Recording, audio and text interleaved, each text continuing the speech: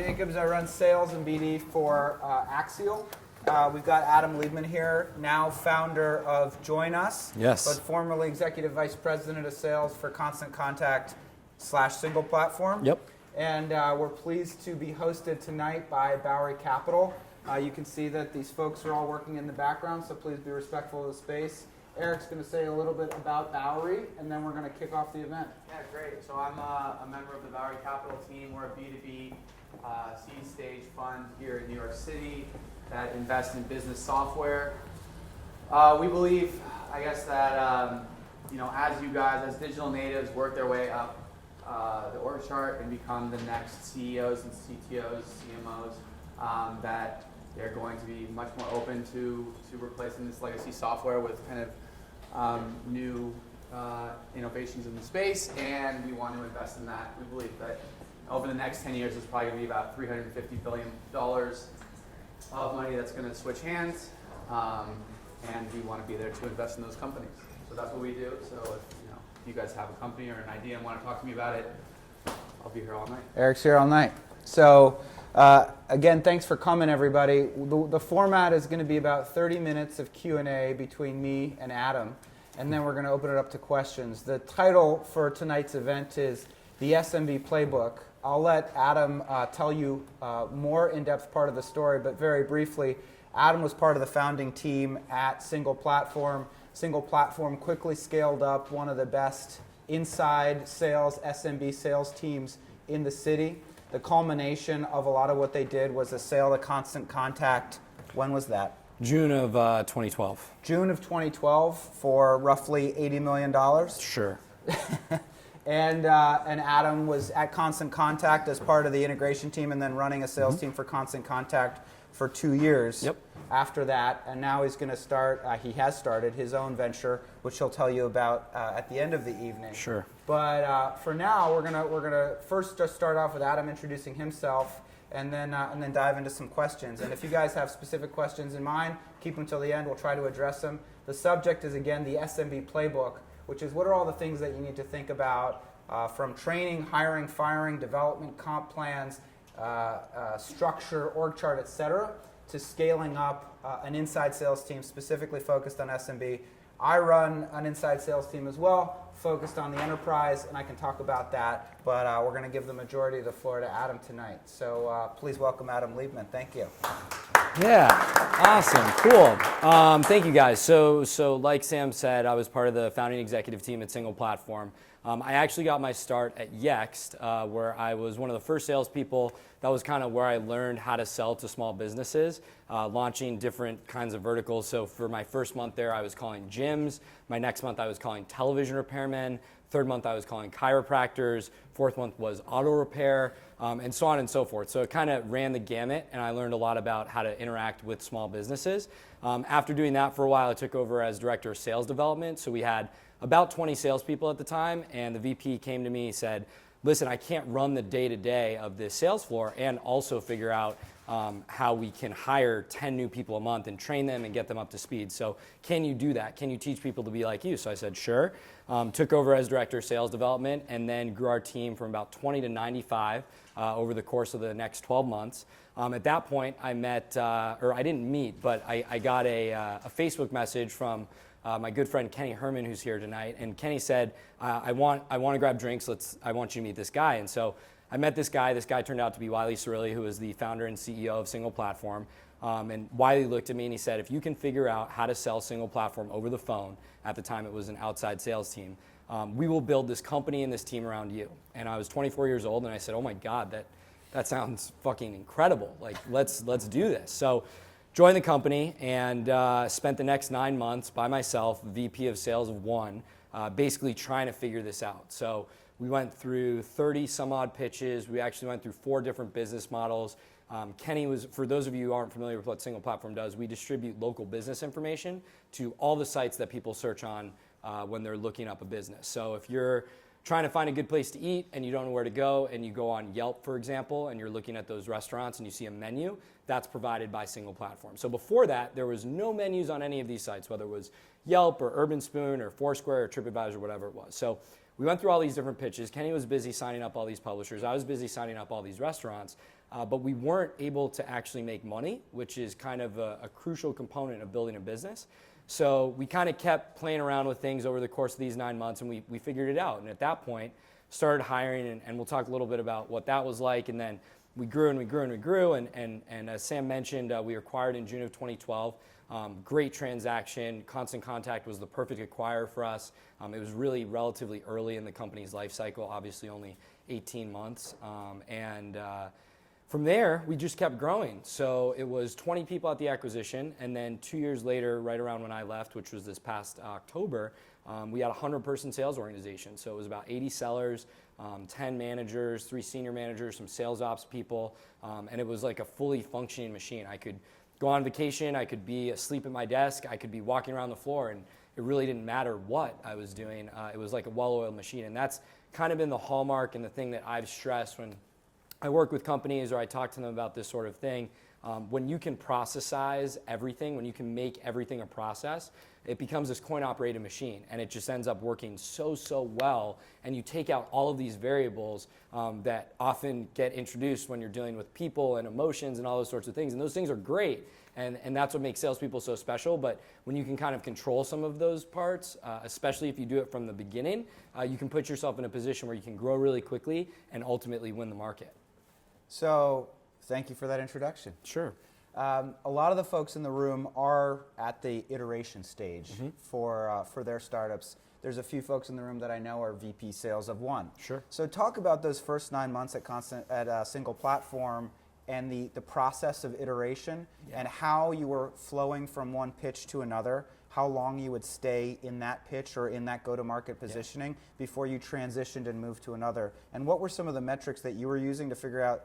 Obviously, you can figure out if you're making sales, but how many sales, how many were too few, too many, et cetera? Yeah, so this was such an interesting process. So I remember my first week there, I write a pitch and I set a date with Wiley at the end of the day. I'm going to call him. He's going to pretend to be a restaurant. I'm going to be me, and I'm going to try and sell him. Did not sell him. It went pretty terribly, actually. And so then I had all these notes, and he had all these notes, and I tried to change, I think, probably 15 different things. Come back, we tried again a little bit later, same thing. And one of the very early lessons, and thank goodness I learned this early, not late, is you only want to be changing 1 or 2 things at a time. I was going in there and I was trying to address every possible thing that we were doing wrong, but a lot of those things are related to each other. And when you change one, they ultimately get changed in a different way as well. So you don't want to go and try to change everything at once, because if you make those 15 changes and 11 of those changes are awesome, but 4 are so terrible that they torpedo the sale, you're going to think that all 15 of those changes were bad, when in reality, that's not the case at all. So we started to go through I was trying to just get to the answer, right? I was this rambunctious kid. I wanted to just figure out what the right answer was. But you have to kind of go through that process, and it can be painful. You're not making sales. It's still hard. But one of the biggest things I learned was you change these things, slowly but surely get closer and closer to the sale.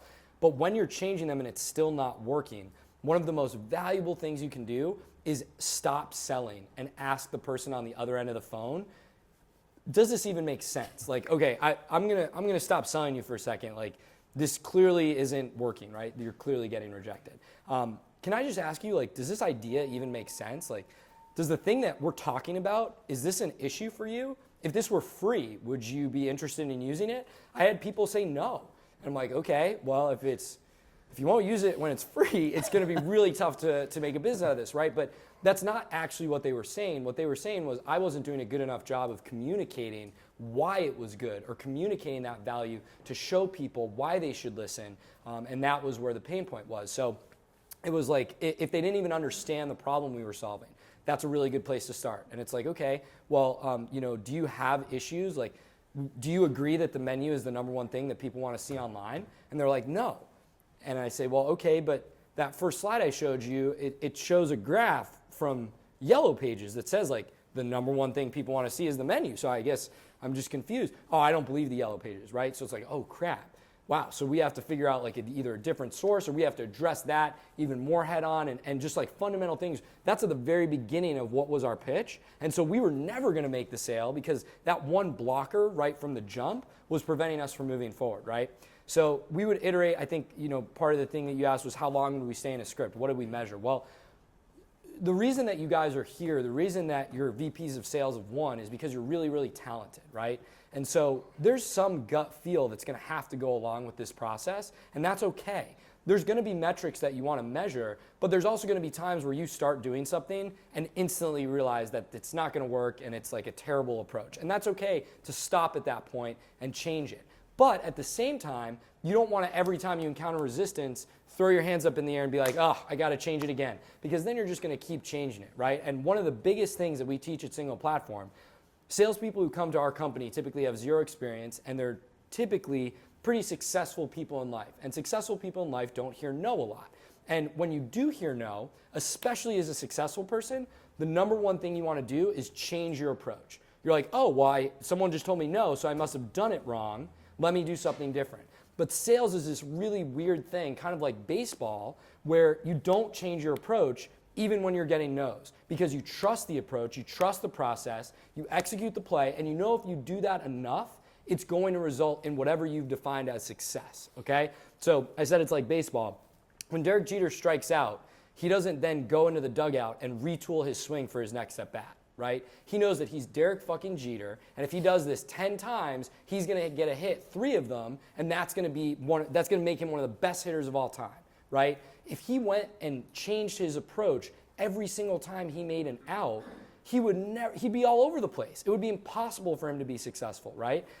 If you want, you can even think of it kind of like golf. Tiger Woods, if anyone's following right now, he's taking a break from the game, right? How many swing adjustments has that dude made in the past couple of years? Well, maybe he's searching for this answer, but he really just needed to tweak one thing from the base, right? So just because you're hearing no doesn't necessarily mean you're doing the wrong thing. So you have to get to some sort of critical mass, let's call it, 100 calls or 1 day's worth of cold calling or whatever you define that as, to say, okay, this is really like, there's an overwhelming negative sentiment as a result of all of these calls. I need to tweak what I'm doing. And then what are the things that you can look at? Because sure, measuring sales is easy, but that's a pretty, the difference between 1 and 2 is 100%, and that's going to really throw things out of whack, right? So some of the things that we looked at and the process that you go through is you basically take your sales process and you try to divide it into as many stages as there can possibly be, where those stages represent an increase in the likelihood of someone closing, right? An increase in the likelihood of someone closing. So what does that actually mean? That means for us, if we scheduled a meeting with the owner, that's more likely to close than just a random person answering the phone, right? So that's a stage. If we held that meeting, that's a stage, right? Versus not holding the meeting. If we hold the meeting, a lot more likely someone who knows what we do is going to buy, right? So that's a stage. If they sign the contract before they get an orientation, that's a stage, because we know that people who don't sign that contract are a lot more difficult to get in touch with, and then thereby don't end up signing up at the end as much. So we actually had a relatively flat sale with not too many steps. Some of you guys have enterprise sales, it's more complex, but the process is the same. You break it down into every step where you feel like, if this happens, I am now closer in a significant way to closing business. And you break those up and you figure out how many in that funnel you're moving from piece to piece to piece to piece. And if you're getting better results as a percentage of the calls that you're making, that's how you know you're on the right track. And that should be exactly what you're trying to drive towards through every single one of these pitches and every single one of these iterations. So one of the things I noticed just now is that you were breaking your sales cycle into sort of functional steps as opposed to qualification steps, meaning the nature of the conversation. You're saying if a call happened, that's a stage, not I've qualified the guy, he has intent to buy, he needs what we're selling, et cetera, et cetera. Is that accurate? That's accurate, but you can absolutely make those stages as well. So if you get a bunch of inbound leads, for example, and it's not phone call based, you can have a qualification stage where it moves through and you're getting people to fill out their email address. That's an optional field, and if they fill out the email address, you treat it differently because you've learned that if they fill out their email address, or just as a macro view, if they provide you with more information, they're more likely to close. So those ones get treated differently. So you can make it functional steps, you can make it qualification steps. What you don't want to do, I was working with a company yesterday, actually, who has cold, warm, and hot as lead stages. That's not awesome. Why is that not awesome? Because it's really just a proxy for then something else, right? It's like, oh, it's cold. What the fuck does that mean? Like, that doesn't make any sense to me, right? So you need to define what those things are, and then once you define what they are, you can actually take away those like monikers or those placeholders of something like cold or hot. So you guys were iterating through a bunch of different scripts. Yep. One question I have is, how did you know that you wanted to use a script right off the bat? How is that the central organizing principle of the entire sales methodology? Yeah, so this is something that I think I feel pretty passionate about. So the way it comes down to it is right, we're the sales experts in here, right? We know what to do and what to say and how to say it. We know tonality, we know pacing, we know all that sort of stuff. The hardest part of making a sale isn't figuring out what those like big value propositions are, right? You can get people in a room who know a little bit about your product, ask them to write 3 bullet points about why it's awesome, and they're probably mostly going to come up with the same thing, right? That's easy. And yet that is what you see sales leaders teach new hires, and then they say, okay, cool, we all understand why single platform is great. We all understand why Axial is great. Now go ahead and write your script, write how you would explain that to someone. That part, that's the actual tough part. Figuring out of the hundreds of thousands of words in the English language and the literally infinite possibilities of which you can organize them in, what you're going to say, when you're going to say it, and how you're going to say it. So that's why they pay us the big bucks, because we're the ones who are able to figure out that kind of best path, right? So if you think about it like you're going through a volcano with lava, right? But someone knows where there's like a safe path to get through, and you don't want to get burned. So you as the VP of sales, you know where to step. You're going to be the best at doing that. And the closer you can put those stones together, the easier it's going to be for your team to follow you, right? If you make those stones really far apart, just broad strokes of, oh yeah, you're going to want to talk about how we're inexpensive, and then you're going to want to talk about how we help our customers. Like what? That doesn't make, that's so silly. There's not actually any value there. But if you want to talk about how we help our customers in a verbatim way, literally writing it out word for word, that's a process that people can follow this close behind you.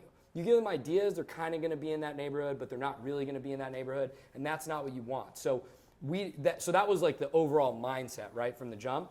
And then, to make it a really simple way, there's always going to be more than one way to skin a cat.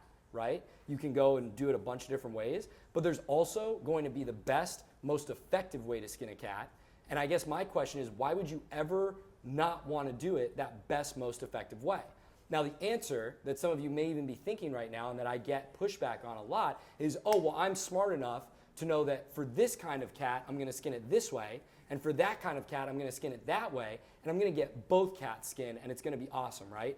But the thing is, most people are not nearly smart enough to figure out how to skin the cat in every possible situation. So what your job is, why you're the leader and why you get paid the big bucks, is to figure out the best way to skin the cat, and then to go and execute that and have everyone skin the cat the same way. And that makes it easier to coach because everyone is going from the same playbook. That makes it easier to motivate because everyone is kind of going, they all have this shared belief that this is the right way to do it. They're not looking over, hearing someone else say something different, wondering if they should say that too. And ultimately, it is actually the best, most effective way. And if someone comes up with a different way that's more effective for them, but not as effective as your way, that just means they're not executing your way well enough. You should probably fire them and go find someone else who can execute it the way you want. And I know that sounds like really extreme and harsh, and I'm only half joking, and I guess I'm half joking. But at the end of the day, there's so many people and so many salespeople. Why bother getting a bunch of different types of salespeople in your organization? You're going to be a lot stronger if everyone agrees with whatever sort of mandate or script or process it is that you've laid out. And that's what we did at Single Platform, and it allowed us to grow really, really quickly, get a ton of referrals, keep attrition low, and have an unbelievable culture. So that's, if you want all of those things, then I guess having a script would probably make a lot of sense. I think a lot of people want those things. So you've iterated, you're at the point where you're ready to start hiring, you're ready to start scaling. You've done it before, you've gone from 20 to 95 at Yext. What are the KPIs on the moment that, okay, this is working? How many sales were you making a week or a day? How did you know, okay, Wiley, we're ready to hire 10 people. I'm going to go out to XYZ college or start accepting resumes? Yeah, so for us, it was really a function of the business. And I don't know if it's always done this way, but at least it was at Single Platform. We basically came up with targets that we knew would make the business financially profitable. We were charging an upfront fee, and so that allowed us to collect cash in hand. How much were you charging? At that point, we were charging $250 a year up front.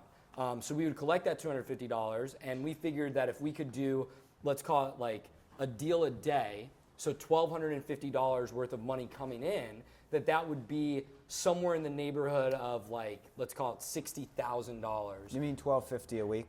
Yes, $1,250 a week. Right. Sorry, $1,250 a week. That would be somewhere in the neighborhood of like $60,000 being brought in by these people. We were aiming. We knew that we could spend more on salespeople than we were going to make in a year's worth of customers, but we also wanted to keep that as like close to profitable as we could. So that's what we did, and we said, okay, can we get to a deal a day? And so that meant for me, both Wiley and I agreed that if I was only doing a deal a day, that wasn't good enough. Why? Because again, we're the experts. So you have to assume that there's going to be some sort of discount between your own sales performance and the performance of your team. Because if there's not, then why are you in charge? Like, you're supposed to be better at this, right? So we discounted that. I was doing let's call it 10 to 12 a week. So we figured it would definitely be reasonable to get 5, and our stretch goal was basically like a 7, 8 per person. And where'd you go to find the people? So where we go to find the people? So we knew that from the profile at Yext, it felt like a similar type of sale to me, and we had hired people straight out of school. I was a broadcast journalism major from the University of Missouri. I had no sales experience. I was just excited, ready to learn, and like wanted to be a part of something. So we went back to those stomping grounds. We actually went to Missouri. That didn't work. But why did it not work? It just like the people that we were targeting don't actually want to do sales. Like, I decided that it would be cool for me, but there wasn't any overlap there. Yeah. But what was overlapping was athletes, whether recreational or otherwise, part of a fraternity or sorority, extracurricular activities. A big positive indicator was any sort of job through college. The biggest indicator, one market that we went after heavily was telefunds. So if you think about it this way, our first sales hire, this guy Max Applebaum, fantastic dude, my right hand at Single Platform, now the VP of Sales at Shopteeks. He came to us from the University of Madison in Wisconsin, and he was working at the telefund. So basically what Max was doing every day was calling up people who did not want to be called and asking them for money without giving them anything in return. So now we were actually going to give him a product that would help people. What could he do with that? And the answer was quite a lot. So that proved to be a really good thing for us. We went through LinkedIn, and that was really popular. And then what we tried to do, and this is what I would, you should look at yourself in the mirror every day and hope that this is true. You want to create an environment, you want to create a company where people want their friends to work with them. And so we leaned incredibly heavily on referrals. I think at one point, 40% of our classes were coming from referrals, and 90% of the people were within 1 degree. So if it wasn't a current employee, it was a friend of a friend who was like talking about it. People say don't talk about work. We were like, no, talk about work all the time. Like, if you love what you do, like, you should talk about work. You spend more time there than literally anywhere else. So create that type of organization, and the good people will find you. We also, one thing that Wiley did at Seamless, and then we did again at Single Platform, if you get any sort of press, like we talked about how we were a top 25 startup in New York City, that stuff, kids, parents, they love that sort of thing. We linked, there was an article that came out really early on that Google was rumored to buy us, and so we would reference that when we were talking to people during the phone screen, and that would get them excited. One thing you want to be careful of is not selling too hard. We did run into that in the beginning. We were just like, yeah, you're great, come on board, this is a startup, yada, yada, yada, and it was, but at the end of the day, it was still a cold call, high velocity, sales intensive job with a lot of rejection. And some people were trying to join the next Google or the next Tumblr, and what they really thought they were joining was like the next Cutco. And so that wasn't what they were looking for, and we started sort of tweaking that a little bit and still selling how great the organization was, but making no bones about the fact that the job itself was very, very, very difficult. And if you can do that from the jump, you'll be in a better position. How long did it take to ramp up these kids when you found them, and at what point did you determine that they were supposed to be at full quota or full production? And then correspondingly, how did you performance manage them through that cycle? Yeah, good question. So when you're starting out, you kind of want to push people as hard as you can so that they don't feel like it's easy and that they're giving 100%. But you also don't want to set unrealistic goals, right? Two good quotes about goals that I love. A goal well set is already half met.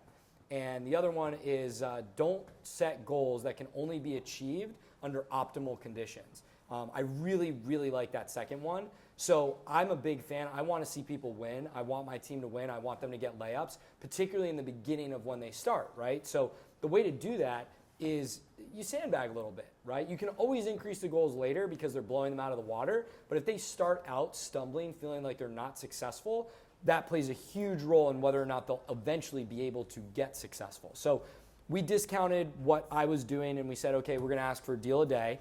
And then basically when we saw that they were doing more like 1.2 a day, that's awesome. Okay, cool. So you're beating quota by 120%. We actually decided that was within like the standard deviation, that we would keep the goals the same. And then as far as ramp up period, we had a 1-week training program. We put people on the phones, and then from my experience at Yext and from Wiley's experience at Seamless, we just set the goals. We said we want to see you get 1 the first week, we want to see you get 2 the second week, 3, 4, 5, and then 5 from there on out. And that was kind of how it worked. Now, is that... At what point did you decide that it wasn't working out and they needed to leave single platform? So we would cut pretty quickly. If you're at that 3rd week and it's been a month and you're still not making any sales, if you made 0 sales for let's say 2 weeks, like 10 business days when we were asking you to get 1 and you got 0, that would probably be a pretty good indicator that maybe this wasn't the right thing for you. And then after that kind of first glut, it would be, we'd give them about the full 2 months. We'd look for kind of an increase in performance. So maybe they go like 1, 1, 2, 3, but then you're hoping that it starts to pick up a little bit on the back end. And then after, let's call it the first 3 months, we would look again and say, okay, like this person was at less than 70% of a really lowered down goal. They're probably never going to be able to carry a full quota. And if you can't hit your quota in sales, it's a pretty miserable job. What we eventually got to was month 1 was 30% of a full quota. Month 2 was 80% of a full quota. And month 3 was 100%. And in any of those months, if you hit underneath 70% of that 30% or 80%, you were gone. There was no excuses whatsoever. Because that was already such a low goal. We were trying to put people in a position to succeed, and if they couldn't, then it just wasn't the place for them, and that's okay. They deserve to be somewhere that they can be happy. What's at the top of, what goes into the inputs? How many dials a day are they making? What KPIs are you looking at besides closed deals? Sure. So we looked at kind of those sales cycle stages. So dials is definitely a proxy. I'm not a huge fan of dials, strictly because if you are asking your people to make 1 sale a day, honestly, in a perfect world, you want them to make 1 dial a day and that's it. So someone who makes 100 dials and 2 sales is not nearly as valuable as someone who makes 25 dials and 1 sale, even though that person is making twice as many sales. So what we like to look at was talk time, right? You're in the office and you are supposed to be on the phones.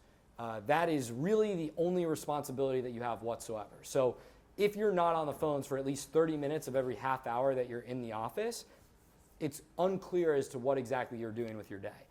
That was the biggest kind of effort metric that we would look at. Dials was kind of behind that. So if your talk time was low, your dials better be high, right?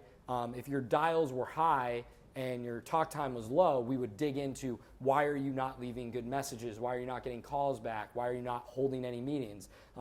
If all of those numbers were low, it was clear you weren't putting in the effort. But if your talk time was high and you were only making a few dials, that's okay, right? You're obviously having meaningful conversations. So that would be what we focused on. Then we focused on how many meetings did you schedule for that day? How many people are you giving yourself a chance to talk to?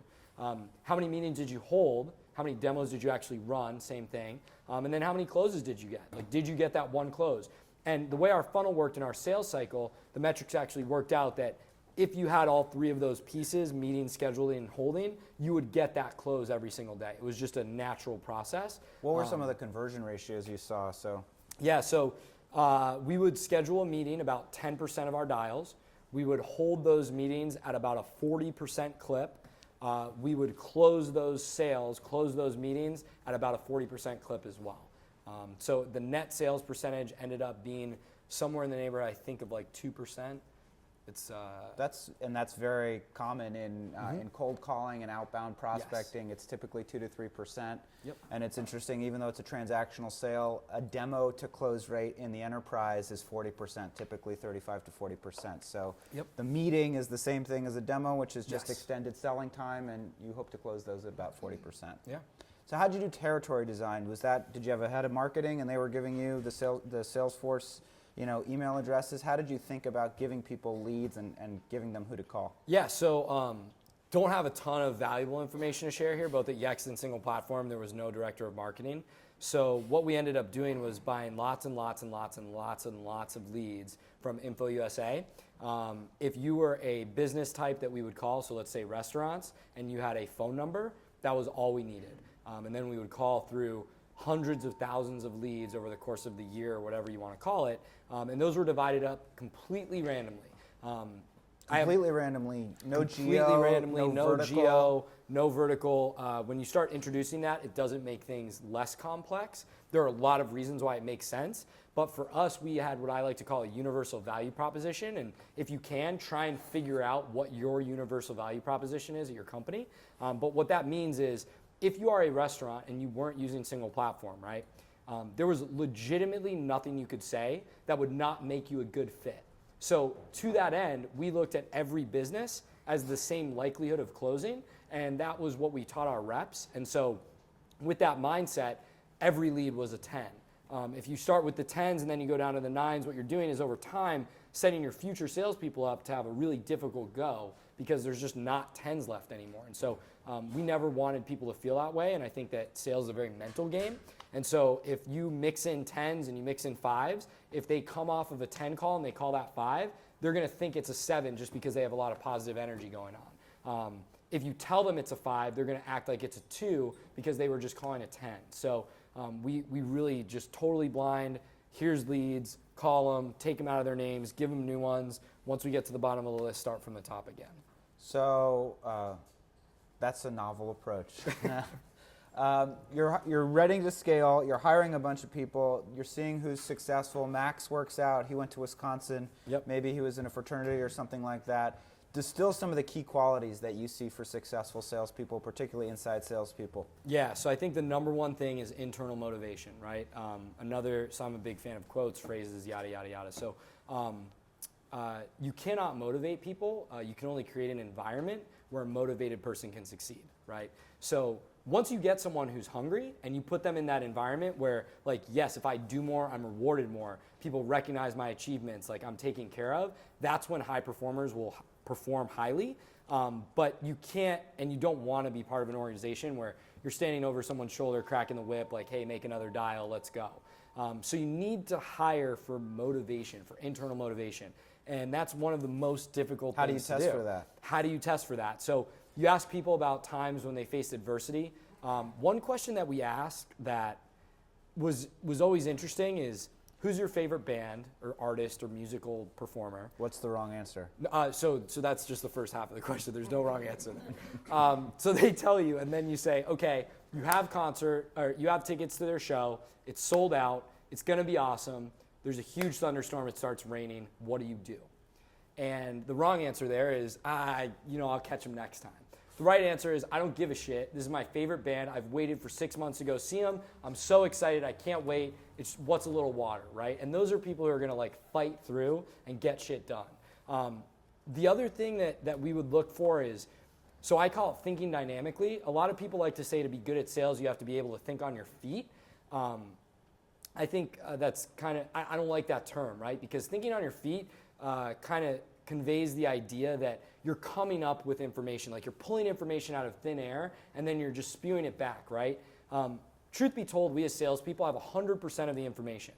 The trick is we don't share 100% with every client, and so we need to figure out what out of that 100% we're sharing. And that's thinking dynamically. That's recognizing what we already know and what people are interested in, and then speaking to them about those things. And that's what a good salesperson can do. So one of the ways that we would test for that, I was a huge fan of would you rather, right? And you can come up with whatever you want. Some of the ones we use, we give you a time machine. Would you rather travel into the future or the past?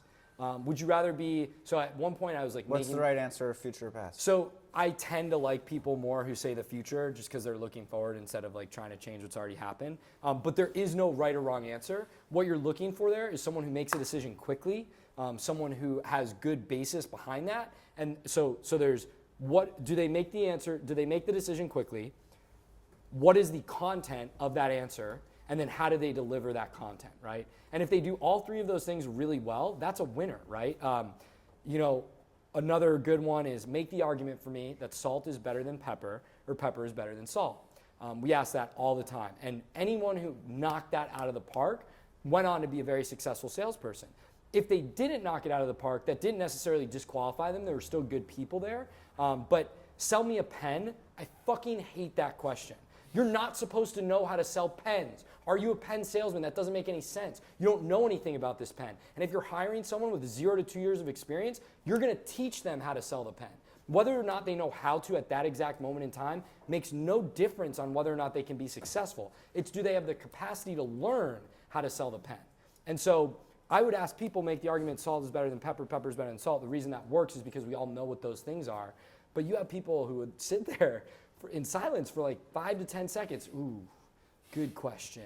Like what? Like pepper's definitely better than, no, salt is better than pepper. Like, and you would see like this is not someone who under pressure is gonna know what to say and how to convince someone of something, right?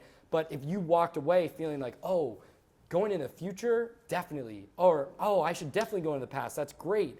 That's when you know you have someone good. We would say dogs or cats, winter or summer. There's one more, whatever. You're looking for people that think on their feet, have a definitive, enthusiastic, positive response, yes, and are compelling and enthusiastic when yes, they convey it to you. When they deliver that information. So you found these people, and now we've got it's about 20 minutes left. Cool. One more question, and then we're going to go to a couple quick tips. Sure. I think that's important for people to hear a few like tricks of the trade. Retention. So you built a program over time that people could grow because you realized that you can't just put somebody into this high pressure, high intensity, 1 sale a day, 2 sales a day job without any changing, without any dynamics, and have them be there for any amount of time. So what did you do in response to that? Yeah, so that was one of the biggest growing pains, and something that I'll do at the company after Join Us, since it's not super sales related, is put this in place from day one. So we developed what we called our direct sales development program. And what it was effectively a bunch of really bright lights at the end of really short tunnels, right? So everyone talks about like managing millennials, and like a lot of us in here are millennials. And so we all want these promotions, and we think that, we would have people after 6 months asking the director of sales out for coffee saying like, hey, yeah, so when am I gonna get promoted? It's like, what are you talking about, right? But that's the way they're trained to think, and that was some of what they saw at the company because we were going through such a high growth phase, right? So we broke up, you get 4 promotions in your first year at single platform, your base increases 25%, and your commission at 100% doubles by the time you finish your first year. So that's a really attractive thing to tell a young person coming out of school that you're gonna be able to do for them over just the next 12 months, right? You wanna develop that as quickly as you possibly can. And what's nice is that the bright lights don't have to be things that even cost you a lot of money. A lot of the times it's access to people, right? So you as the VP of sales, take your top performers out to lunch once a month. Let them know that that's something that you do. Once they've been there 6 months, have a special happy hour for them where you all go grab drinks. Give them business cards at a certain timeline in their tenure. So inside salespeople don't really need business cards, but damn, do people think having business cards is the coolest thing ever. And it costs you like $30. So at 9 months, you get business cards and they have your title on it and all that sort of stuff. Give people priority desk placement. Give them a special chair or a wireless headset. all the things that you're already going to do, you can make those into rewards, and people really do get amped up about it. It's just the making sure that they feel like they're moving forward and they're not stuck in this really hard, really intense, really high pressure situation. That's a great answer. So quick tip time. What was your opening cold call line? Can I speak to Tom? And then Tom's not here. May I ask who's calling? Yeah, this is Adam. From where are you calling? Sure. So what I was doing there is you want to give as little information as possible, right? Like make them pull it out of you. But then we would say, so we actually manage the menu content for Yahoo. We're putting together a list of the top restaurants in Cincinnati, and we were actually considering adding Sam's Pizza to the list. I need to ask him a couple questions, figure out if you guys are a good fit. Is he around? And so that was really compelling because they wanted to be part of that top list. That is compelling. What did you pay your entry-level reps? Talk about quota commission rates for the VPs of sales that are trying to figure out what they should pay people. Sure. So I'm a big fan of 2/3 base, 1/3 commission, not the opposite. I don't think, especially in New York, you want people worrying about their pay, like their rent and stuff. And ultimately, I'm a big believer in positive mental attitude and psychology. So if they're in a positive mindset and they feel okay with their base, they can go out and actually focus on doing their job really well. We paid our salespeople a base of 40 and then a bonus of 20. That was paid quarterly when we started. Today, it's a base of 40 that goes to 50 in your first year, and commission or bonus is $3,000 a month. So instead of $3,000 a quarter, it's $3,000 a month, and OT I think works out to be 76. Yes, 76. What percent of your guys hit quota or hit 100? So it's good. So there was a study that just came out that said like only, I think it was like 20% of people hit quota, and it was like 30 or 40% or above 70%. We actually always had a very hard skew towards the right. It doesn't matter. People feel better. Just make your payouts lower if that's what you really want to do. But we had... So the 3K, just what was the payout? What did that relate to? So that related to the deal a day. And how, so that's 200, how many, what's the top line number that generated $3,000? Is that 12%, 10%, 8%? Oh, good question. 6%? So that was $99, let's call it $80 a month. Average LTV, I think, was, let's call it $1,200. So $1,200 times 20 is $24,000. It is. Yeah, that's easy math. $24,000, and then so they're getting 3, so 8%, or like so 12.5%, 15%, something like that. Yeah. Yeah. Cool. Very good. Yeah. Closing. Yes. So what are your tricks for closing business? You did it on the phone. You got their credit card on the phone. What are your strategies? What do you teach people? Yeah, so a lot of people are in love with, have read, predictable revenue, and I think that worked for a while because it was new. But sales ultimately is about differentiation, and so I'm a big fan of the challenger sales mentality. I think that pushing people is the way to get it done. Ultimately, if you have something that's worth, if you know what you're doing is going to help this person, that is such a powerful thing to feel on the phone because it allows you to get really, really aggressive. Right? Because you know that at the end of the day, they're going to thank you for this phone call. And you have to truly, truly believe that. But if you do, that's going to make sales, and you can't be afraid to push. So always be more aggressive. One of the quotes that we teach in training, for every sale you lose because you're too aggressive, you lose 100 more because you're not aggressive enough. So don't be scared to push people. And then I think the other part of it is they reflect what you project. And so I've never seen a salesperson make less sales by being overly enthusiastic, by being overly excited, by just believing in what they're doing and being almost a caricature of what a salesperson looks like. But yes, this is the best. I know it's crazy. You're like, who is this person? He's an insane person. But it's only because I believe in what I do so much and I know how much it's going to help your business. So let's give it a shot. Try it out. Because at the end of the day, they just want to say no because it's the status quo. And they get a lot of these phone calls and they don't know how to separate the good from the bad. And it's a lot easier to say no than it is to say yes. You have to push through that because you know that if they say yes, it's going to be good for their business. And so if you truly believe that and if you channel that into every single one of the phone calls that you make, you will be successful. So they reflect what you project. Just get excited about it. It's awkward when you're really excited and the other person tries to be like a stick in the mud. So I think that's probably the biggest things. Cool. Yeah. All right. Last little comment. What is Join Us? This new What is company Join you're Us? Oh, starting? sure.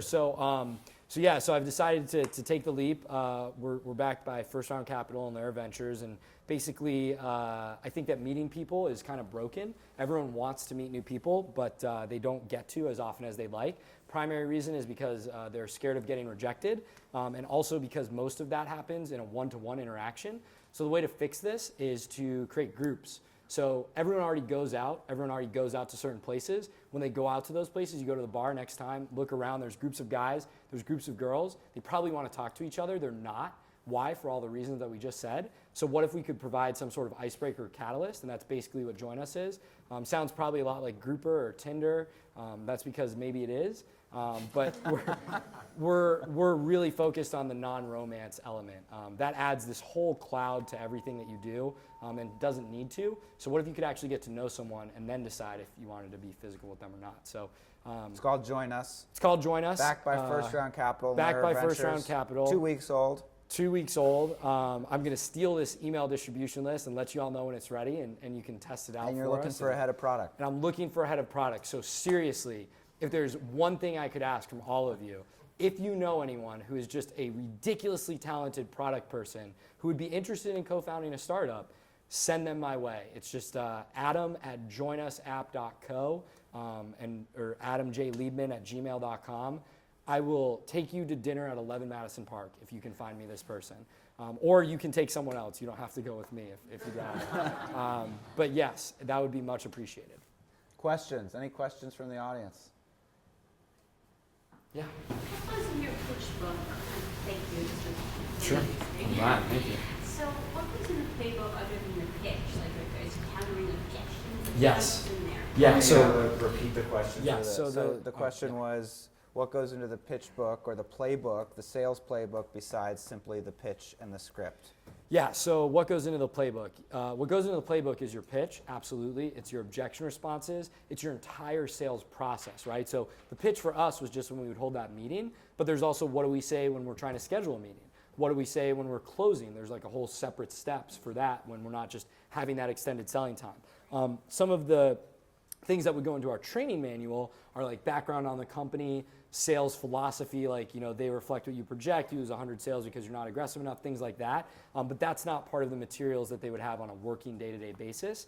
You want to keep that as streamlined as possible while still being comprehensive. You don't want people to drown in it, but our best salespeople, this one girl, Jen Berger, does literally 3.5x the productivity of any other salesperson we've ever hired. She has been number one at the company since the month she got there, and I believe it's going on month 19 now. Literally 19 months in a row, this girl has been the top salesperson. She's incredible. She still reads or has the script in front of her when she's on the phone. So that's the benefit of inside sales, is you can have all of these tools that it would be really awkward or uncomfortable or make you look unprofessional if you brought it to a face-to-face. So let's take advantage of that and put it in your playbook. How do you guide reps on cold calls versus follow-up calls to the same leads? How do you guide reps to cold calls versus follow-up calls to the same leads? Sure. So it depends a lot on the gap between calls, right? So if you are calling them, let's say 3 months even later for SMBs, they're not going to remember that phone call. Odds that someone's answering the phone as the same person are very slim. And even if it is, the fact that they remember you, very low. You're trying to drive towards that same outcome. Basically, you act, what we taught was you would act as if every phone call was totally new. They have no idea who you are. If they call you on it, they're like, didn't you just call the other day? Well, it's like, yeah, it's really important. I didn't hear back. So I need to leave a message. Can you have them call me back? Like, go on that offensive. Always go on that offensive. Get aggressive with them. Challenge your sales mentality. It's like, what, are you questioning me? Like, you're the person taking the messages. Just take the messages and do your job, right? Bill Belichick talks about do your job, right? So, again, I'm half joking. That's like probably a little too aggressive. This is a paraphrasing of the challenger sale. This is a paraphrasing of the challenger sale, and it's more about the mindset that you teach the reps, because if you teach them that, that's not how it's going to come out. It'll be like 60% of that, but 60% of that is what you need. And if you teach 60% of that, they're not going to push, and they're just going to get steamrolled. Oh, I'm so sorry. Well, but can I leave another message? You just sound like a doof, and no one wants to sound like a doof. Just curious on that slightly larger deal size, like more of a medium team size. Yep. 20,000, 100,000. Yep. 2,000 a month up, depending on how you break it out. Sure. I had an ex-Yex guy working with me for a couple of years. He did really well moving up into that range. He's one of the higher end callers at Yex. Just want to hear from you your thoughts on what you've changed or what some key tips you give to kind of that sell. It's a little different than just the 60, 80 calls a day for. Let me repeat the question for the microphone. What do you change as you move up market, as you go from a sale that's $80 a month to $2,000 a month, $3,000 a month? What do you change? How do you evolve? Sure. I mean, do you want to answer that? That's what we've been doing at Axial. Over the last 12 months, we've increased our average sale from about $400 or $500 a month to about $3,000 a month last week. So it's different, to be honest with you. We don't rely on scripts as much. We rely on in-the-moment coaching and value proposition and being a trusted advisor to the prospect. And it's not going to be as automatic as a script, frankly, because the sales cycle is going to be a lot longer and it's going to be a lot of consensus buying. So oftentimes you're managing different people across the sales cycle. The main thing that you need to invest in consistently, whether it's an SMB sale or an enterprise sale, is just training and development. Yep. You need to make sure that the reps feel really supported. And the other thing I would say is that there's a couple other qualities that emerge, and one of them is the quality of written communication as you move into a $2,000, $3,000 sale. That if you're doing transactional inside sales, it's not going to be as important how well you write your emails, but everything else comes into play the more that you're trying to raise the price. So how good you are at recapping a specific call, how good you are at sending proposals. When you're in the $2,000, $3,000 a month, when you're selling things that are $20,000, $30,000, $40,000, $50,000, $60,000, you can still do it over the phone. It's not that you need an outside team. You can still do it based on inside sales, but you need to be an incredibly good communicator, especially in written form, because they're going to take emails that they receive from your rep and they're going to bring them back to the group, whatever that group is. For us, it's private equity firms and investment banks. Yeah. What do you define as either an inside sale or an outside sale, and at what point do you graduate a sales being from Susie Carter selling the platform? At what point do you graduate inside to outside? What do you think, Adam? Yeah, so I would say outside sales is actually significantly easier. It's just incredibly much more time consuming, right? It's also much more expensive from if you're managing a P&L. Right, if you're exactly. However, it's way easier. If I can look at you face to face, like you can't hang up the phone on me. I can read so many more body cues from you and I can figure out exactly what to say, how hard to push, how much back off, whatever it might be. You're a captive audience. As far as graduating, again, if you move upstream, you're able to graduate because it is more expensive, but it makes sense. And you know that it's going to be a little easier to have this conversation face to face because you want them to spend $250,000 with you. So when do you graduate? I love the idea of starting as an inside salesperson, doing the absolute hardest thing, cold calling your butt off, and then moving up the ranks, because there are a lot of enterprise sellers who can't do that or think they're above it or don't want to. So once you master that, and I would say mastering means like you're in the top 5 of whatever company you're at month over month over month, that's when you can start to think about moving up market. Until then, there's a lot of pay in inside sales, and it's not an easier close, but it's certainly easier to not have to travel every day. And it's certainly easier to not have to walk around a city in the freezing cold every day. And it's certainly easier to get feedback and coaching if you're in the office. So once you're one of those top 5 people, I think that's when you start to think about how can I sell a bigger price point? Not necessarily go outside, but how can I sell a more expensive sale? Because the more money there is in that pie, because you're getting more money when you sell, the more money is going to go back to you. The other thing I'd say is as the sale increases in price, it's going to increase necessarily in complexity. And when that happens, you're going to probably drive towards specialization of the sales function. So I forget, the same survey that Dave Scott released recently showed that as the price point accelerates, you get more SDRs, you get lead generators that qualify opportunities and then flip them to closers. And you're going to get, again, as you scale to 6-figure price points, $100,000, $1 million, you're probably going to get sales engineers. The complexity of the sale is going to really increase. That's going to be something that you have to be mindful of.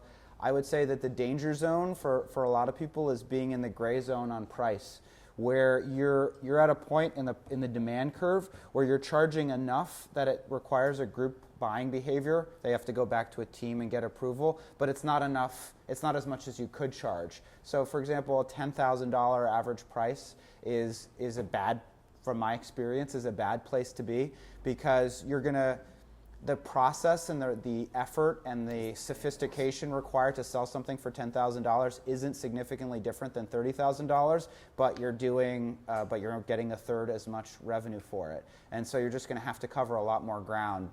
When we went from $10,000 to $20,000 and $30,000 is that there's a decline in sales velocity, but it's more than made up for by the increase in revenue and price, and that's a really good thing. That means you've essentially created money. But it's really bad to be in a $10,000 price point, because again, if you're built on getting to 100 million, 10,000 customers paying $10,000 a year, it's actually pretty hard to get 10,000 customers, and they're spending enough money that they require a pretty sophisticated level of customer support and account management. If they're spending $250 a month, they expect little, I would say. They expect it to be a feature-driven commodity sale. And if they expect $40,000, they're probably going to expect the same thing as if they were paying $20,000, but paying you twice as much. All right, guys, thanks so much for coming, and really appreciate it. We do these about once a quarter. Thanks so much to Bowery Capital for hosting us. You heard them, so if you've got any seed stage SaaS businesses that you think need investment, go pitch the guys at Bowery. Thanks so much to Adam. Let him know if you have a product manager. Email him, adamjliebman@gmail, or adam@joinusapp.co. adam@joinusapp.co. Get on our mailing list, and then we film this, so we'll distribute some of the snippets over the email list in the next couple of weeks. So thanks so much, Adam. Let's give him a round of applause.